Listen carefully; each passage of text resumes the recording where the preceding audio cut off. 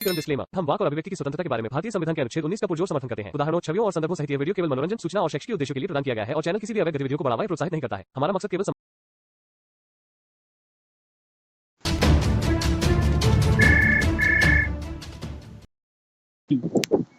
कारण पैसा, दौलत, औरत या शोहरत, ये तीन ही कारण होते हैं हर एक कामयाबी के पीछे। या तो दौलत हो, या औरत हो, या शोहरत हो। यानी आदमी या तो शोहरत के लिए ऐसा करता है, या दौलत पाने के लिए, या किसी के प्यार मोहब्बत में ऐसा कर देता है। ज्यादातर ऐसा ही होता है। तो इस पे ही थोड़ा मैंने सर्च किया है। जो सुबह स्ट्रीम की थी उसके बाद मैं घर से आके 1 घंटा लेट किया था। उसके बाद जब मैं उठा तो अकेले में बैठा और ध्यान लगाया, और जब मैंने देखा कुछ ऐसी चीजें मिली हमें, क्योंकि बात तो हम इस्लाम पे ही करेंगे। तो इस्लाम से ही मैं थोड़ी बातें लूंगा कि हमारे दीन इस्लाम में जंग जो हुई हैं वो क्यों हुई हैं। थोड़े रेफरेंस भी हैं हदीसों के, और कुछ टेक्स्ट भी हैं, वो मैं पढ़ के बताऊंगा आपको। तो सभी भाई बने रहे। दरखास्त करता हूँ भाई, बहुत ही जरूरी बातें होती हैं ये। आप जानते हैं हमारा काम क्या है और किन खतरों से भरा हुआ है। ये आसान नहीं है। ये अलग बात है कि हम हंसते रहते हैं, मजाक मजाक टाइप की वीडियो बना, एक तरह से मजाक टाइप के रहते हैं। वो हमारा नेचर है। और भी एक्स मुस्लिम है, वो भी रहते हैं, काम उनका भी वही है और हमारा हमारा भी वही है। लेकिन हमारा जो एरिया आता है ना, ये इस एरिया में थोड़ा सा खड़पन है। कुछ रहते हैं, मतलब कहने का मतलब ये है। यार कॉल पहले कर लगे ये लोग। कॉल मुझे नहीं लगता क्या बीमारी है यार, इतनी कॉल क्यों हो रहा है। और इसी टाइम पे मैं, जबकि मैं मैसेज करूँ कि भाई मेरी स्ट्रीम शुरू हो गई, कोई मत करना कॉल वॉल। इस नंबर को पर्सनल लिया था कि भाई कॉल ना आने की, इस पर कम से कम अलग से बात कर सकेंगे, पर फिर भी ये पता नहीं नंबर कैसे। चलो ठीक है, खैर मैं शुरू करता हूँ। इस्लाम के इतिहास में जंग की शुरुआत क्या है, और अल्लाह क्या कहता है नबी के बारे में, इस पर मैं थोड़ी बात करूंगा। पहले मैं आपको पढ़ के सुना देता हूँ क्या है हकीकत। इस्लाम के इतिहास में जंगों के कई कारण रहे हैं, और हदीस के आधार पर इनका विश्लेषण करने में हमें उनके पीछे के उद्देश्य और संदर्भ समझने में मदद मिलती है। मैं इसे संक्षेप में सरल हिंदी में समझाता हूँ ताकि यह स्पष्ट हो सके। जी भाइयों, ध्यान से सुनना दोस्तों। इस्लाम में जंगों के मुख्य कारण हदीस के आधार पर, वो बताता हूँ पहले। हदीस के आधार पर क्या है, यह है आत्मरक्षा, दिफा करना, बचाव करना। हदीस और कुरान सूरह अल बकरा 2 की 190 में साफ कहा गया है कि मुसलमानों को उन लोगों से लड़ने की इजाजत है जो उन पर हमला करते हैं या उनकी जमीन, धर्म और जान माल को नुकसान पहुंचाते हैं। मिसाल के तौर पर मक्का के कुरैश कबीले ने पैगंबर मोहम्मद सल्लल्लाहु अलैहि वसल्लम और उनके साथियों पर जुल्म किया, उन्हें मक्का से निकाला और बार बार हमले किए। इस वजह से बैतुल, उहद और खंदक जैसी जंगें लड़ी गई। हदीस का उदाहरण, हदीस सही बुखारी हदीस नंबर 2484 में पैगंबर सल्लल्लाहु अलैहि वसल्लम ने 2484 में पैगंबर सल्लल्लाहु अलैहि वसल्लम ने कहा कि जो लोग तुमसे लड़ते हैं उनसे अल्लाह के रास्ते में लड़ो, लेकिन हद से आगे ना बढ़ो। ये हदीस कह रही है, लेकिन हम कुछ और देखेंगे। धर्म की रक्षा और प्रचार के लिए, ये भी पढ़ते हैं एक बार। इस्लाम के शुरुआती दौर में जब मुसलमान कमजोर थे, है ना भाई, अभी आगे देखना, कमजोर थे, उन्हें अपने धर्म को फैलाने और उसकी हिफाजत करने के लिए जंग लड़नी पड़ी। हदीस में बताया गया है कि पैगंबर सल्लल्लाहु अलैहि वसल्लम ने कभी भी जंग की शुरुआत नहीं की, बल्कि यह हमेशा जवाबी कार्रवाई थी। मिसाल के तौर पर बैतुल की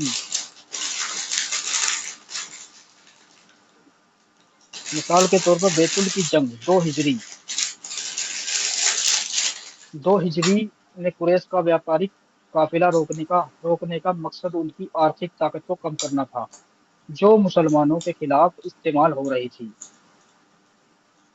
हदीस का उदाहरण, सही मुस्लिम हदीस नंबर 1730 में पैगंबर सल्लल्लाहु अलैहि वसल्लम ने कहा कि अल्लाह के रास्ते में लड़ने का मकसद धर्म की हिफाजत और जुल्म के खिलाफ खड़ा होना है। जुल्म और अत्याचार के खिलाफ आवाज उठाना ये भी है। इस्लाम में जंग का एक बड़ा कारण जुल्म और अत्याचार को रोकना था। हदीस में बताया गया है कि पैगंबर सल्लल्लाहु अलैहि वसल्लम ने उन कबीलों और समूहों के खिलाफ जंग की जो मुसलमानों पर अत्याचार करते थे या उनके साथ संधियों को तोड़ते थे। मिसाल के तौर पर खैबर की जंग 7 हिजरी यहूदियों के कुछ कबीलों के खिलाफ थी। उन्होंने मुसलमानों के साथ गद्दारी की और मक्का के कुरैश के साथ मिलकर साजिश की। अच्छा, हदीस का उदाहरण सही बुखारी हदीस नंबर 2946 में पैगंबर सल्लल्लाहु अलैहि वसल्लम ने जुल्म के खिलाफ खड़े होने की अहमियत बताई। अहमियत क्या है वो सुन लीजिए। साथियों का संधियों का उल्लंघन। हदीस में कई जगह जिक्र है कि जंग तब तक जब तक दूसरी तरफ से लोगों ने संधियों को तोड़ा। मिसाल के तौर पर फतेह मक्का 8 हिजरी तब हुआ जब कुरैश ने हुदैबिया की संधि तोड़ी। हदीस का उदाहरण सही बुखारी हदीस नंबर 2731 में हुदैबिया की संधि का जिक्र है और यह बताया गया है कि जब कुरैश ने इसे तोड़ा तो पैगंबर सल्लल्लाहु अलैहि वसल्लम ने मक्का पर चढ़ाई करी। इस्लाम का प्रचार और सुरक्षा। बाद के दौर में जब इस्लाम मजबूत हुआ तो कुछ जंगें इस्लाम को फैलाने और मुसलमानों की जमीनों की हिफाजत के लिए लड़ी गई। जैसे तबूक की जंग 9 हिजरी में हुई, साम्राज्य के खिलाफ थी क्योंकि उनकी तरफ से मुसलमानों के लिए खतरा पैदा हो रहा था। हदीस का उदाहरण सही बुखारी हदीस नंबर 2791 में तबूक की जंग का जिक्र है जिसमें पैगंबर सल्लल्लाहु अलैहि वसल्लम ने मुसलमानों को एकजुट होकर खतरे का सामना करने को कहा। जंग में इस्लाम में जंग के नियम। हदीस और कुरान में जंग के सख्त नियम दिए गए हैं। निहत्थे लोगों को न मारना, औरतों औरतों बच्चों बूढ़ों और उन लोगों को नहीं मारना जंग में हिस्सा नहीं ले रहे। सही मुस्लिम हदीस नंबर 1744 जुल्म न करना, जंग में हद से आगे न बढ़ना। सूरह अल बकरा की 2 की 190 शांति की पेशकश स्वीकार करना, अगर दुश्मन शांति चाहे तो उसे स्वीकार करना। सूरह अल अनफाल की 8 की 61 संधियों का पालन, अगर संधि हो तो उसे तोड़ना हराम है जब तक दूसरी तरफ से उल्लंघन न हो। सही बुखारी हदीस नंबर 2731। निष्कर्ष क्या निकलता है इसका। हदीस के मुताबिक इस्लाम में जंग का मकसद आत्मरक्षा, धर्म की हिफाजत, ये फोन जुलूम का विरोध और संधियों को लागू करना था। पैगंबर सल्लल्लाहु अलैहि वसल्लम ने कभी भी बेवजह जंग शुरू नहीं की। हर जंग के पीछे एक ठोस कारण था जो और इसे सख्त नियमों के साथ लड़ा गया। अगर आप किसी खास जंग जैसे तबूक, उहद या खैबर के बारे में और जानना चाहते हैं तो बता दें, मैं विस्तार से समझा सकता हूँ। ये नीचे कहा जा रहा है। अच्छा दोस्तों, मैं आपको अब एक चीज बता देता हूँ। ये सुनने में कितनी अच्छी लग रही है बात कि ये इस्लाम में कितनी प्यारी प्यारी बातें लिखी हुई हैं, लेकिन वो बातें भी लिखी हुई हैं। इन बातों को अगर हम पढ़ते हैं तो बहुत अच्छा लगता है। लेकिन वे जो बातें जिनकी वजह से एक एक्स मुस्लिम बनता है, यानी कि एक मुसलमान एक एक्स मुस्लिम बनता है, चाहे वो एक्स मुस्लिम मान लीजिए या इस्लाम से कट चुका वो मान लीजिए या इस्लाम से जुदा हो गया इस्लाम के मुताबिक वो मान लीजिए, एक्स मुस्लिम तो कोई बनता ही नहीं है। हकीकत तो ये है, क्योंकि इस्लाम ही इस मुसलमान को छोड़ता है। मुसलमान नहीं छोड़ना चाहता इस्लाम को, सिर्फ इस्लाम पे मुसलमान सवाल उठाता है कि जी मुझे ये समझ में नहीं आ रहा। समझे।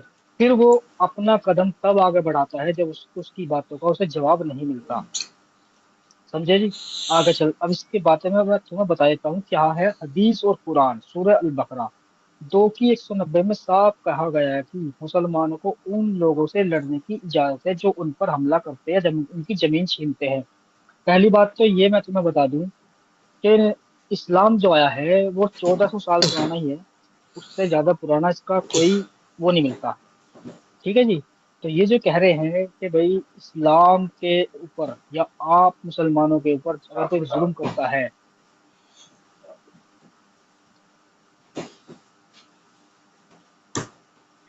तो इस्लाम के ऊपर या मुसलमानों के ऊपर कोई हमला करता है या बेवजह उनको सताता है, तो कहा गया है कि आप जंग कर सकते हो, अपना सेल्फ डिफेंस में उसको लड़ सकते हो। ये बात तो सही है, लेकिन क्या ऐसा हुआ है?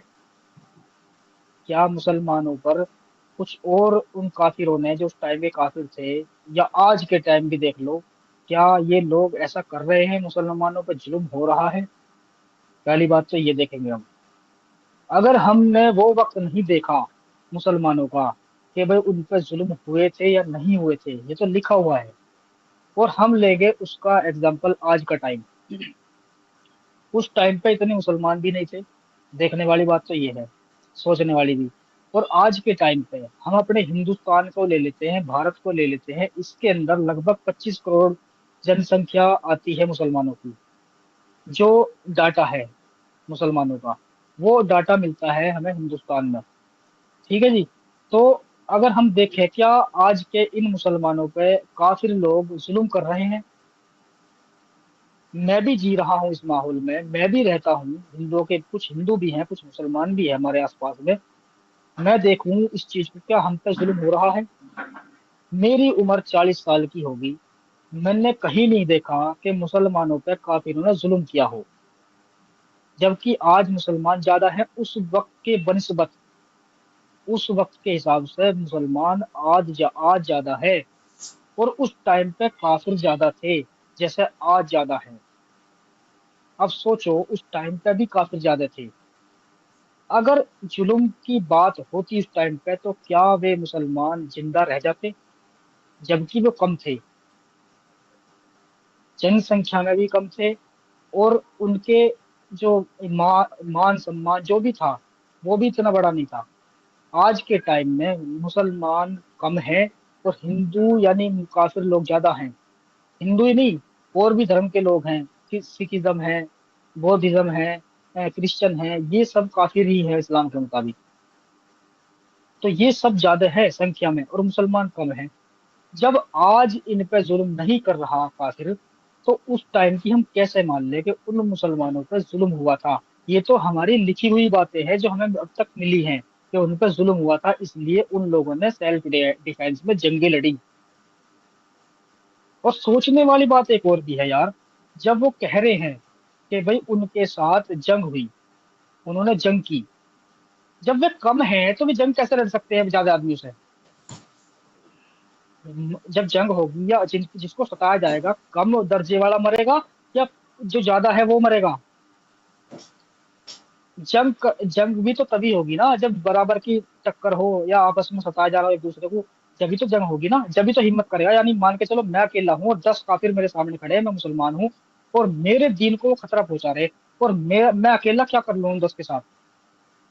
तो ये मिसाल ऐसी है जैसे कि उस टाइम के मुसलमान 50 मान लीजिए, नॉर्मल 50, एक एग्जांपल दे रहा हूँ, और काफिर 300 हैं।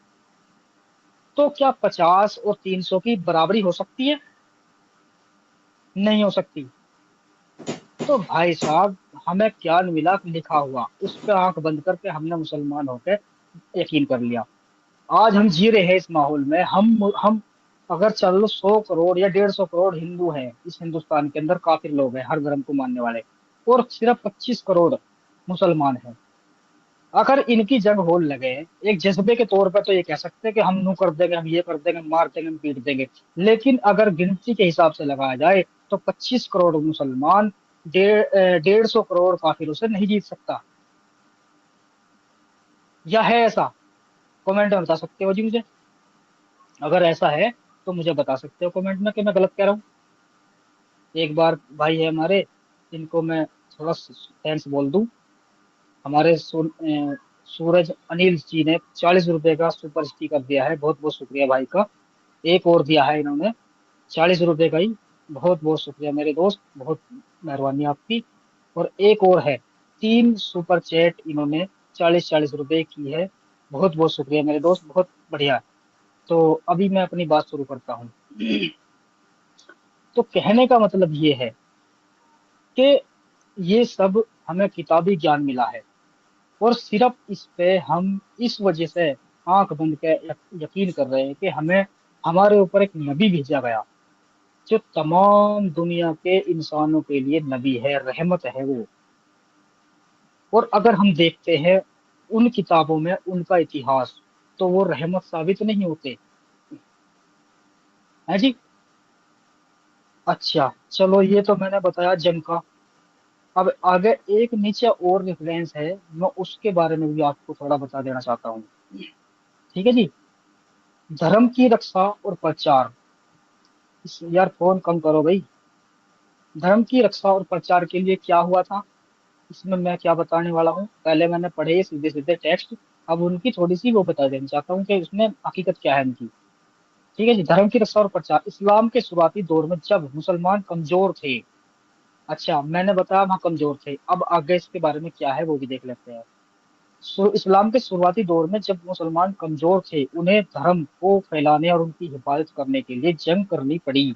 हदीस में बताया गया कि पैगंबर सल्लल्लाहु अलैहि वसल्लम ने कभी भी जंग शुरुआत नहीं की, बल्कि यह हमेशा जवाबी कार्रवाई थी। मिसाल के तौर पर बैतुल की जंग 2 हिजरी में कुरैश का व्यापारिक काफिला रोकने का मकसद उनकी आर्थिक ताकत को कम करना था, जो मुसलमानों के खिलाफ इस्तेमाल हो रही थी। लो जी, अभी मैंने कहा वो कम थे, इसमें भी लिखा हुआ है कि वो कम थे, कमजोर थे। जब जो इंसान कमजोर हो, क्या वो जंग कर सकता है? क्यों पागल बना रहे हो यार लोग? मेरे पास रोज कॉल आ है, अब भी एक एक भाई की कॉल आई थी यार, ऐसी बात करें, कॉल तो मेरे से ऐसे करें जैसे कितने बड़े मुल्ला मुफ्ती होंगे ये वो पॉइंट हैं जो हम उठाते हैं, जिनकी जवाब सिर्फ आलिम दे सकते हैं। नॉर्मल मुसलमान आके जब कुछ भी जुगाड़ नहीं कर पाते तो गालियां बकते हैं, माँ बहन की गाली देते हैं जी, ऐसी ऐसी ये हरकतें करते हैं। है, और जब उनसे कहते हैं, अगर कोई आदमी तमीज से बात करता भी है तो वो फिर क्या कहता है लास्ट में, कि जी ठीक है आपके जवाब हमने ले लिए, हम अपने आलिम से पूछेंगे और तुम्हारी बात भी करवाओगे। यानी शुरुआत में ऐसा छाती चौड़ी कर काम है जैसे भाई हम हमें ये फाड़ देंगे, हमें दुनिया से उड़ा देंगे ये। और जब इनके सामने हदीस और कुरान की आयत रखी जाती है, जब इनकी अकल ठिकाने आवे कि हाँ जो सामने वाला कह रहा है वो गलत नहीं कह रहा, लेकिन कुछ ऐसे आते हैं बदतमीज टाइप के इंसान कि तुम्हारी माँ नु, तुम ऐसे पैदा हुए, तुम्हारी बहन नु है, तुम्हारी बहन वहां जाकर ऐसी ऐसी गंदी गंदी गाली, यार पता नहीं कौन सी मानसिकता के शिकार है लोग। यही काम यही काम हमारे नबी ने किया, जो ये लोग आज कर रहे हैं। अब तुम सोचो इस बात को, हमारे दिमाग, हमारे शरीर में दिमाग है, समझे जी, ये सोच है, इस सोच से इंसान महान बनता है, पागल बनता है, मतलब सोच ऊंचे का चूतिया कहलाता है, इसी सोच के कारण। अब इसी सोच से तुम कल्पना कर लो कि भाई हमारा बनाने वाला एक अल्लाह है या एक ईश्वर है, कोई भी है, ये कल्पना कर लो, ये सोच से ही तो हो रहा है। और सोच लो कि कोई नहीं है, हमें पैदा करने वाले हमारे माँ बाप हैं, जो हमारी आंखों से हम दिखे जिसे देख रहे हैं, सोच रहे हैं, महसूस कर रहे हैं, सोच का असर है। अब वो कहते हैं ना कि मानने को तो सगा भाई भी अपना ना, और वैसे मान ले तो गैर भी अपने इतने हो जा बहुत, वो मानने वाली बात है, वो सोच वाली बात है कि हाँ हकीकत में, कि सोच लो कि अल्लाह है, नहीं है तो कोई भी नहीं है। ये नियम है कुदरत का कि इस दुनिया में जो आया है, जो जीव जंतु प्राणी, कोई भी खाली इंसान की बात नहीं है, जो भी जीव जंतु आया है या जो भी इस धरती के अंदर है, वो एक दिन मिटना है। कहने का मतलब ये, मिटने का मतलब क्या है? मिटने का मतलब ऐसा है कि मेरी आंखों से वो चीज दूर हो जाएगी। जैसे कि फलानी बात ले लो, एक कुर्सी रखी मेरे सामने, ठीक है जी, आज ये कुर्सी सही सलामत है तो मेरे सामने है, जब ये टूट टाट जाओगी तो मेरी आंखों से अलग हो जाएगी, पता नहीं कहाँ चली जाओगी, मुझे लगेगा कि भाई यू मिट्टी है मेरी, खत्म होगी। लेकिन दिमाग क्या कहता है कि नहीं, इसकी जो सामग्री है वो कहीं और विकसित होकर इसका कुछ और आकार बन के कुछ और बन जाएगी। पहले कुर्सी थी, अब यू हो सकता है क्वाड बन जावे, या बेड बन जावे, या गेट बन जावे। तो ऐसे ही इंसान की प्रवृत्ति है जो पहले से चलती आ रही है। मेरी आंख देख रही है कि मेरा बाप मेरे सामने है, लेकिन एक नियम बनाया कुदरत ने कि वो एक वक्त आएगा कि वो तेरी आंखों से दूर हो जाएगा।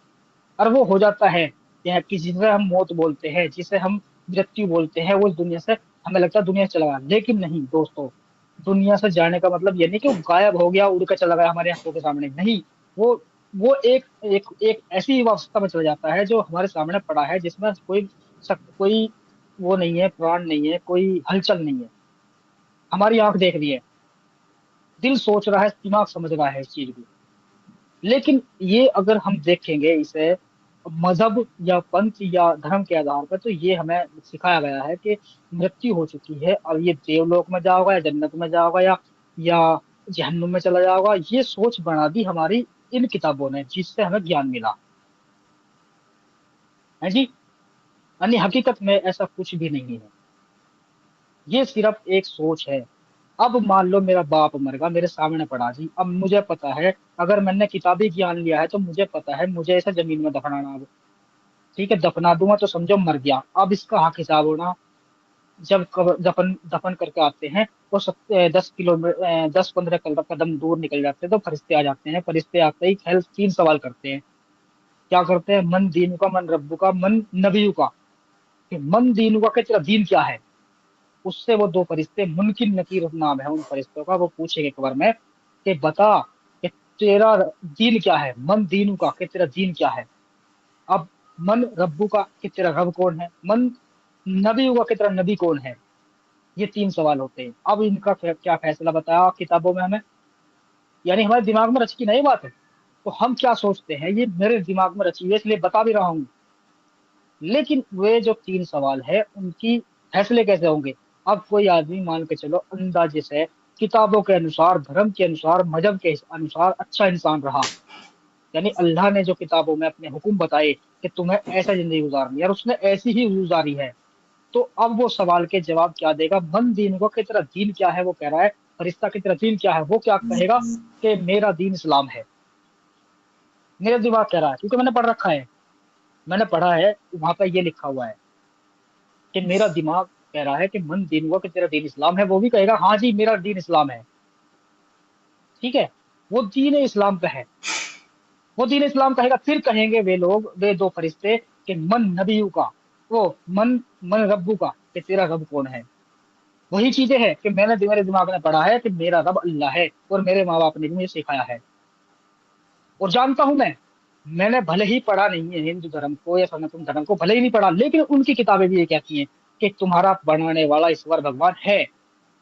भले ही मैंने नहीं पढ़ा, लेकिन मेरे दिमाग में है कि सब धर्मों के लेख और किताबें यही कहती है कि रब है, गॉड है, अल्लाह है, भगवान है, ये कहते हैं। और मेरे दिमाग को भी पता, मुसलमान के दिमाग को भी पता है कि हिंदू धर्म में भी भगवान है।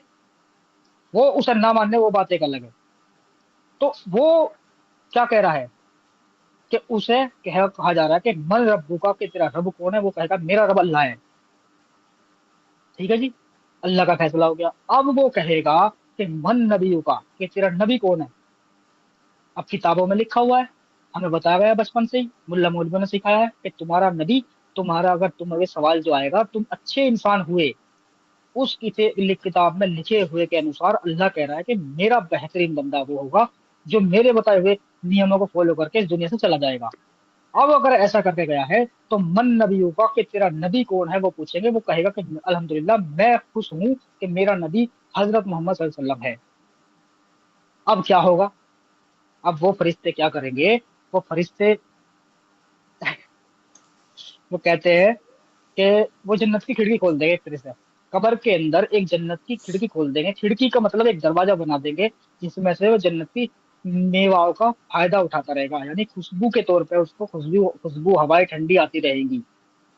वो कयामत तक सोता रहेगा। ये बताया, लिखे हुए के हिसाब से। ये नहीं कि किसी खुदा ने या फरिश्ते ने हमें आकर बताया हो। ठीक है जी, वो लिखा हुआ है। और वो कह रहा है कि मेरे साथ, मेरे ऊपर जन्नत की खिड़की खोल दी जाएगी। अब जब कयामत जब तक कायम नहीं होती, जब तक मैं मजे से सोऊंगा, सो जाऊंगा मैं। और अगर किसी वजह से उस इंसान ने जिंदगी खराब गुजारी होगी, लिखे हुए के हिसाब से जो अल्लाह का वर्णन बताती है वो किताब कुरान हदीस, उसके हिसाब से वो सही जिंदगी नहीं गुजारी, अब उस पर लट मिलेगा। लट कैसा, तो उसको पूछे जाएंगे, बड़े प्यार से पूछे जाएंगे वो 3 सवाल। लेकिन अगर जवाब नहीं दे पाया, तब उस पर लट मिलेगा, लिखे हुए के हिसाब से, ना कि कुछ अलग से बात है। ये वो सारा ज्ञान है जो किताबी है। कोई ऐसी चीज नहीं है कि भाई हवा में एकदम से अक्षर बन गए हों और पूरी दुनिया ने पढ़ लिए हों कि भाई हाँ ये तो चमत्कार हुआ है, ये ऊपर वाले का संदेश है, ये मानना चाहिए। ऐसा ऐसा अगर हो जाता, कहीं भी हुआ हो तो बता दो। अगर ये कहेंगे, अगर अकल ये कहती कि ऐसा नहीं हो सकता, लेकिन कुछ लोग हैं हमारे भाई ऐसे जो ये सोचते हैं कि भाई वे लोग अब जिंदा नहीं रहते जिन्होंने ये चीज की होंगी।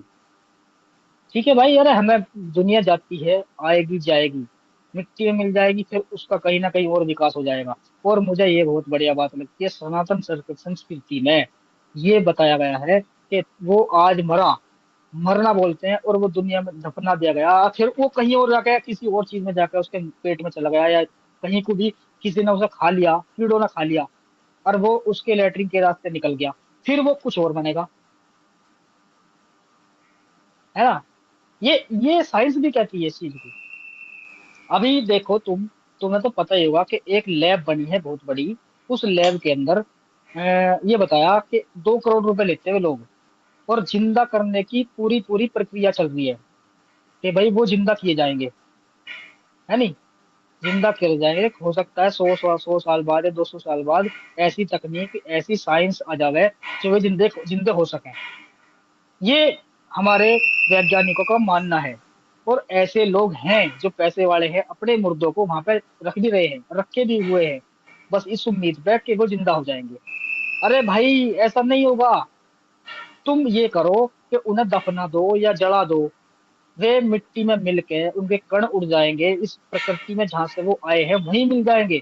फिर वे किसी और रूप में तुम्हारे सामने आवे ना आवे, वो मसला अलग है कि तुम्हारे ही सामने आवे ना आवे, लेकिन आएंगे जरूर। चाहे वो जानवर के रूप में आवे, चाहे परिंदे के रूप में आवे। ये जरूरी नहीं कि आप जो चाहोगे उसी रूप में आओगे, नहीं, ऐसा नहीं होने का। ठीक है, अब्दुल्ला भाई आए हैं, थोड़ी सी बात करेंगे। अब्दुल्ला भाई स्वागत है तुम्हारा। जी जय हिंद, वंदे हेलो। मातरम सभी भाइयों। जय जी तो हिंद भाई। एहसान भाई आवाज आ रही। हम्म। जी जय हिंद, तो वंदे मातरम सभी भाइयों। और एहसान भाई जय हिंद। कैसे हैं, ठीक हैं आप? बहुत बढ़िया भाई, बहुत बढ़िया। और हमारे भाई भी सब अच्छा, ठीक ही होंगे, उम्मीद है। उम्मीद हमारे करता हूँ सब ठीक गुज्जू से होंगे। गुजराती भाई, गुज्जू गुजराती भाई ने 200 रुपए कंट्रीब्यूशन किया है, सुपर हिस्ट्री कर दिया है। बहुत बहुत सही, बहुत बहुत शुक्रिया मेरे दोस्त गुज्जू भाई। जी जी साथ साथ गुज्जू पढ़ता गुजराती रहूंगा, भाई। फिर बाद में भूल जाएंगे फिर लोग, जी हम जी भी भूल बिल्कुल, जाएंगे। गुज्जू गुजराती भाई का शुक्रिया अदा करेंगे हम। मैं भी करता हूँ शुक्रिया अदा हाँ गुज्जू जी, गुजराती भाई का, शुक्रिया कि भाई। बहुत बहुत शुक्रिया भाई। और ये हमारे मॉनिटर भी हैं, और हमारे सपोर्टर भी हैं बहुत बड़े। जी। तो गुज्जू गुजराती भाई बहुत बहुत शुक्रिया तो आपका। और जितने वो भी ठीक भाई है, सपोर्ट वो करते हैं उनका छोड़ो। भी शुक्रिया। हाँ वो कोई बात नहीं, जो करेंगे वो भाई करेंगे, सपोर्ट करते रहिए। तो मैं ये कहता हूँ दोस्त, अभी इंजन गर्म है, और जो बात मैं कर रहा था उस पर ही बात करो। ठीक है, बिल्कुल। करो। जी। हाँ, तो मैं ये कहना चाह रहा हूँ कि ये जंगें जो होती थी ना, जंगों की शुरुआत हुई थी पहले से ही, जब नबी ने काफ़िले लूटने शुरू करे थे। ये क्या जी। हिसाब-किताब था? ये हिसाब किताब था कि मक्का अबू सुफियान के कबीले जो थे वो मदीना के रास्ते होते हुए आते थे। तो मोहम्मद हम्म। सल्लल्लाहु अलैहि वसल्लम ने कुछ साथी वहाँ भेजे थे कि भाई यहाँ से इस रास्ते से ये कफ़िल ये जो काफ़िले हैं यहाँ से गुजरेंगे, तो आप जो है वहाँ चले जाओ और उन पर हमला करो और उनसे माल और दौलत लूट के ले आना। तो क्या होता है कि वो हाथ से कई बार निकल जाते हैं, पहुँच नहीं पाते या फिर कहीं गलत जगह पर पहुँच जाते हैं वो। एक मर्तबा क्या होता है वो पहुँच जाते हैं उसी जगह पर जहाँ से वो काफ़िला गुजरता है। तो 4 काफ़िले, मतलब 4 या 5 काफ़िलों में से एक काफ़िला इनके हाथ लग जाता है, हम्म। जिसका ज़िक्र आता है सही क्या नाम है, सूरह बकरा की तफसीर इब्ने कसीर 117, यानी सूरह बकरा की आयत 117 की इब्ने कसीर के अंदर। हम्म। तो उसमें ज़िक्र आता है कि वो जब काफ़िले के हाथ लगता है, तो उस काफ़िले के अंदर इनके हाथ माल भी आता है और कुछ गुलाम भी आते हैं। तो अबू सुफियान को पता चल जाता है। तो इस वजह से वो जंग बदर हुई थी। फिर जंग बदर के तौर पर अबू सुफियान इन पर हमला करने के लिए वहाँ से आते हैं, और फिर वो जंग बदर हुई थी। जी। वो इसी वजह से हुई थी क्योंकि ये रास्ते में उनके काफ़िले लूटने की साजिशें कर रहे थे, और मेरे ख्याल से 5 में से 4 काफ़िले इन्होंने लूट 5 में से 2 काफ़िले इन्होंने लूटे भी थे। 3 बच निकले थे। तो इसलिए जंग बदर हुई थी और शुरुआत यहीं से हुई थी। और फिर जंग बदर हुई, और जंग बदर होने के बाद जो कुरैश के कुछ साथी मारे गए, तो फिर उन्हें भाई गुस्सा आया। फिर जंग ओहद हुई। हम्म। फिर जी। फिर इसी तरीके से जंगें होती गई। अच्छा, एक तो भाई है, एक भाई को जिस जोड़ा है, जंग में एक भाई को, एक मिनट अब्दुल्ला, एक भाई को जोड़ा है रियल वॉइस के नाम से। जी भाई बोलिए। हेलो, सुन पा रहे हो मुझे? हाँ जी। जी हाँ जी जी, जी आवाज सुन आ पा रही रहा है। हूँ। क्या किया तो आप लोगों ने? हैं? दिख रहे हो। नहीं, हम तो दिख जाएंगे, आप बताओ आप कौन हो। अब दिखाओ ना आप कहाँ। अरे यार दिखाओ यार, कहाँ गए आप? नहीं दिखाएंगे भाई, आप ये बताओ आप कौन हो। हाँ मैं मुसलमान हूँ, बताओ। मुसलमान हो आप, तो क्या बात करोगे भाई। हाँ, अभी आप कह रहे थे कि इस्लाम में जंग है, क्या जंग करना गलत है क्या? हाँ, जंग जंग सही है। हाँ जंग जरूरत। हाँ, अगर आपके हिसाब से जंग करना ही नहीं है, हम्म। पहले इनसे पूछ लो मुसलमान है तो इनसे कुछ नहीं, सूरत वगैरह सुन लो। अगर आप जंग मुसलमान हो करना नहीं भाई तो चाहते, आप एक सबसे पहले तो आप एक काम अरे करो, अपना कोई अरे कुरान कुरान की सूरा वगैरह में सुनाओ। हम एक्स मुस्लिम तो सब बहुत सारे लोगों को सिखाए हैं ना, वो समझेंगे, वो कोई प्रॉब्लम नहीं है, छोड़ो अभी। अभी मेरे क्वेश्चन का आंसर करो, मेरे क्वेश्चन का आंसर भाई करो। आप तुम मुसलमान हो, पहले आप कुरान की कोई अगर सूरा वगैरह सुना दो हमें। अगर आप मेरे क्वेश्चन से आंसर नहीं कर पा रहे तो तुम भाग रहे हो बस। भाई हम भाग नहीं रहे, हम यहीं क्यों बैठे, भाग रहे हो? ठीक है ना। अगर तुम भाग रहे हो आप नहीं हो कुरान तो की तुम सूरा मेरा सुना जवाब दो, दो ना। दुआए कनूत तुम सुना दो, दो ना, तुम दुआए कनूत जवाब दो सुना ना। दो, इतिहास सुना दो। तुम मेरा जवाब दे ना, तू क्यों भागते हो? तुम मेरा जवाब दे। तुम तो अब आग पागल लगाने तो गए नहीं थे है ना। तू, है तुम पागल है कुछ? तुम तो आग लगा तुम तो सुन रहा है मैं क्या कश्मीर कह में रहा आग हूँ? लगाने गए थे। मैं तुम कह क्या रहा हूँ, कश्मीर सुन में रहा जब है? आग लगाने गए थे तुम, अरशद, तुम तो आग लगाने गए थे हैं? कश्मीर में। हाँ, तो तुम्हें डंडा मार के भगा दिया गया था कश्मीर से, ओके नहीं? अरे यही बात करनी है क्या? हाँ, अभी बताओ ना, अभी है? बताऊंगा ना। आगे आगे बताऊंगा ना तुम्हें। चल तो बता उसके और बता बाद क्या बता हुआ? बता बता और बताऊंगा तुम्हें। बता तो जा। हाँ, अब आएंगे ना औकात में तुम्हें। अब बात करते हैं टॉपिक पे। ओके, औकात में रहना तुम। हम्म। औकात में रहो तो तुम्हें ठीक होगा तुम्हारा, वरना तुम्हें सेम कश्मीर जैसा ही तुम्हें मिलेगा, डंडा। मैं जलील आदमी चुप भी रह थोड़ा सा, तुम तुम कल की बात कर ले तुम कुछ। देखो, तुम एक्स मुसलमान हो, तुम सबसे जलील हो, क्योंकि तुम जिसका एक्स हो गए हो, तुम उसके हक में ना। अब भाग यहाँ से, चल भाग जाए इससे। हमें थोड़ा थोड़ा साले पता ना साले कहाँ मेंटल तो कहाँ ना से है आ गए। इसका, इसका साले दिमागी का संतुलन दिमाग, तो ना हिल गया था इसका। इसका ये पागल तो ना संतुलन है? खराब हुआ पड़ा जलील साले का। ये सारे मैं कह क्या रहा अस्तर हूँ असर और करके आते समझ हैं। क्या रहा है। चलो ठीक है। अब बात, एक एक आए हैं हमारे डॉक्टर सारोन नाम से हैं जी। ये बहन है, भाई नहीं है, ये बहन हाँ है। जी बहन जी बताओ। अरे कुछ नहीं, मैंने एक दो लोगों को आपकी लाइव शेयर करी है। एक कश्मीर के भाई है मुस्लिम है, और एक अपने गुजरात के है, तो उनको शेयर करी, और एक पाकिस्तान वाले भाई को भी शेयर करी है, लेकिन वो क्या है कि कोई उनका बात नहीं, बैटरी अच्छी खत्म हो बात है, गया है। वो आएंगे तो हाँ ले लेंगे। चलो ठीक है, बहुत बढ़िया। हाँ, लेकिन ओके। हाँ जी। हाँ, जय हिंद, वंदे मातरम। जय हिंद भाई। और सूरज अनिल भाई ने 40 रुपये फेयर का स्टिकर भेजा है, बहुत बहुत शुक्रिया इनका। चलो जी अरे विक्रम भाई बोलो। मैं तो इसलिए आया था, वो अभी आपसे वो एक मुस्लिम भाई बात कर रहे थे। ये वो भाई हैं जो हाँ दारा शिकोह के चैनल पे खूब आते हैं बड़े प्यारे हैं, मुसलमान लेकिन हैं प्यारे भाई। तेलंगाना मुस्लिम हाँ है शायद इनका नाम। है क्या, चले गए? हाँ। चले वो मैंने निकाल दिया था उन्हें, अरे यार, समझे। मैं तो आया था भाई, मैंने कहा भाई दो चार चलो प्यारी बातें वो हम है भी कर लेंगे। वो है मैं लिंक लो मैं। नीचे होंगे ये लेकिन वो, ये आ गए, ये आ गए, ये आ गए, ये आ गए, बात करो। नीचे हैं वैसे वो। Okay okay. तुम्हारी हाँ। तमन्ना पूरी कर दी, करो वकील बात। साहब, वकील साहब, क्या खैरियत है? क्या हाल है? खैरियत से है आप? क्या है हाल आपकी? कैसे? मैं अच्छा हूँ सर, आप कैसे हैं? आप तो आजकल गायब ही रहते हैं सर, एक्स मुस्लिम से आप क्या नाराजगी हो गई? आप आ, हैं, नहीं, बड़े दिन हो गए आपको हम देखे हुए सुने हुए। हम एक्स मुसलमान से अब गायब होकर हम उनके अब्बू के पास चले गए ना। एक्स मुसलमान के अब्बू के पास किन चले गए, कहाँ? इसलिए भाई यहाँ अरे पर नहीं भाई, आते हम हम। उनके अब्बू के क्या पास चले यार। हम गए, तो जो हिंदू है। हिंदू अच्छा, हिंदू है ना, एक बात एक प्यार जो है से। ना, उनके पास गए। अरे हम इनसे चाहे बात वो करते हैं, क्रिश्चियन हो, उनके अब्बू से बात चाहे वो करते हैं। क्रिश्चियन हो, चाहे हिंदू हो, चाहे, उससे आपको क्या लेना देना? आप इस्लाम की बात करो, हमें तो दीन की दावत दे दो। ये ये नहीं, हम एहसान उनकी भाई बात और ये करेंगे ना। अब्दुल्ला भाई हैं, ये लोग बड़े खराब लोग हैं। आप हमें दीन की नहीं, हम दावत दे उनकी दो। बात करेंगे। आपका इस्लाम जो है आपके नबी से है। हमें आपके नबी की 5 अच्छी बातें बता दो। हमें जैसे राम जी ओके। की कहानी मालूम है, गुरु नानक की कहानी मालूम है, हमें अपने नबी के प्यारे की 5 बातें बता दो अच्छी, ओके। उनके अखलाक, और उनको अच्छा नबी मान अच्छा लेंगे। अच्छा क्या होता? फिर वकील साहब, अच्छाई क्या क्या क्या होती है वो बताइए ना।